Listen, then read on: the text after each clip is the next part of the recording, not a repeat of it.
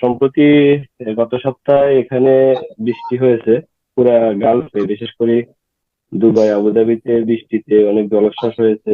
এখানে বিগত 2 মাস আগে সরকারিভাবে একটা হিন্দুদের মন্দির উদ্বোধন করা হয়েছে।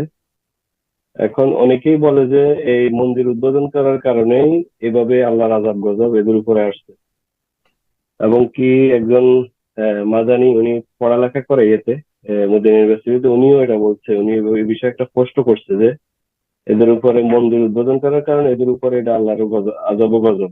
এখন এই বিষয়ে শাহেখ আসলে আপনার নসিহা কি এবং আপনার মতামত জানতে চাচ্ছি।